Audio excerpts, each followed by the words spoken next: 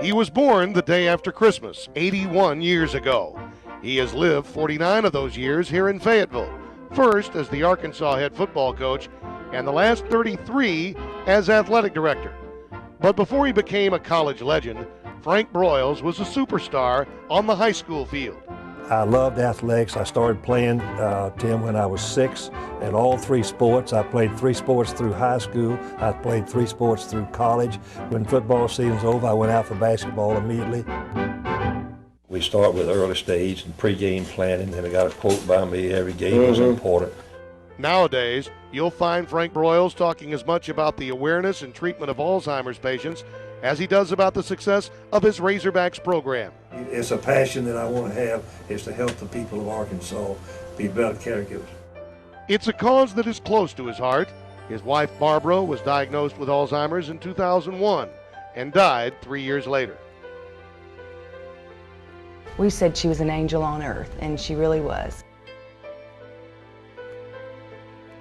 When they looked at each other, you knew they loved each other. He was proud of her, she was proud of him. Barbara Day first caught Frank Broyles' attention as a tall, blue-eyed brunette at Decatur High School. Barbara moved to my high school when we were in the 10th grade, and I wanted to get a date with her, and I knew she had a date on January the 24th with Roy Brown, so I asked for a date on that day, thinking I'd get some brownie points, and she accepted. So I had to find the car and money to take her out on our first date. The high school sweethearts moved down the road to Georgia Tech, where the star quarterback and homecoming queen were featured on the cover of the Atlanta Journal magazine. Barbara led the life of a coach's wife after their marriage in 1945 and graduation from Georgia Tech 2 years later. As the years passed, Barbara became known as the First Lady of the Razorbacks. Mrs. Broyles was somewhat of a mother, I think, to all of us, a mother figure to all of us, and she was just a wonderful person.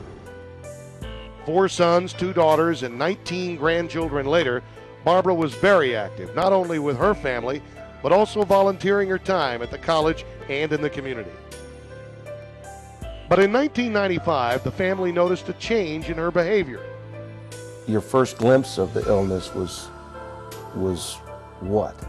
Well, the first glimpse that we really knew, and they didn't know how to diagnose it much in those days, was when she called me home, called and said I had to come home. She was crying. I got there and she says, I cannot balance a checkbook. She had always kept our personal checkbook, and we knew something was wrong. He had a hard time at first. He wanted to fix it. Men want to fix things, you know, and there was no fixing it, so he was very frustrated. It's just so gut-wrenching emotion. I mean, it's just so emotional because you're watching someone you love more than anybody in the world deteriorate. It is the disease of this decade. You know it, you and I know it. It's the disease of this decade. This was Frank Broyles earlier this summer in front of a congressional task force for Alzheimer's. He has taken his experiences from the last 10 years and traveled the nation to spread the word. Broyles has focused on the approval of clinical trials and the education of caregivers. It's on the back burner. Why do you suppose that's true? I've been to Washington and testifying and all, and I just said it's unacceptable for our government, which has taken on cancer, has taken on smallpox, has taken on AIDS, and to ignore something that there's 400,000 people dying each year with it. 400,000 dying. There's 4.5 million of us suffering, and that's going to increase with the baby boom. In fact, he has written a playbook that is a guide on caregiving for Alzheimer's patients.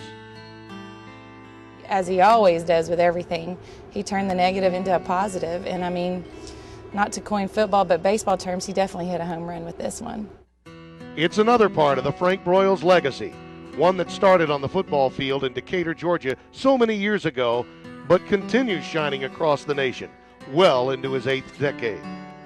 For Dad to take this on, I think it would mean everything in the world to Mother. She's, I'm sure, up there looking down, so proud of him. Frank has always been a great man and has done wonderful things in his life. But the best thing he ever did was the way he took care of his wife at the end. He loved her unconditionally, 24/7, 365. Grieving is normal, it's natural, and it's expected. And I grieved.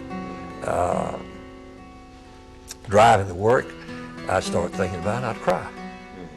I did that for a long time, but it got a little better, got a little bit better. I think that all the family, we've learned that grieving is just part of what happens to you. And after a while, it gets a little bit better, but you never lose the labor of love that you had taken care of. There's a poem that is special. Talk to me about what it means. This is the poem that I had on my bathroom mirror that I read once or more times each day. Linda, my daughter, had given it to me in the year 2000. Here's what it says. Do not ask me to remember. Don't try to make me understand. Let me rest and know you're with me. Kiss my cheek and hold my hand. I'm confused beyond your concept. I am sad, sick, and lost. All I know is that I need you to be with me at all costs. Do not lose your patience with me. Do not scold or curse or cry. I can't help the way I'm acting. Can't be different though I try. Just remember that I need you, that the best of me is gone. Please don't fail to stand beside me. Love me till my life is done.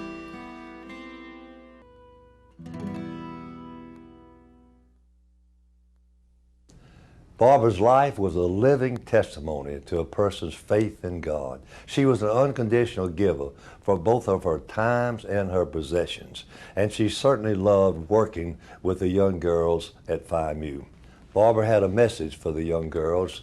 She liked to teach them about the challenges they were going to face and give them encouragement and give them inspiration to be their very best. And I know she was successful doing this because in her desk after she died, I found letters from the girls sent to her as they graduated, thanking her for the leadership that they'd given her. And then later was another file over here that talked about the former Phi Mus that were wives and mothers, and they were writing Barbara a letter thanking them. She loved being a part of the Phi Mus, and it was just part of her life.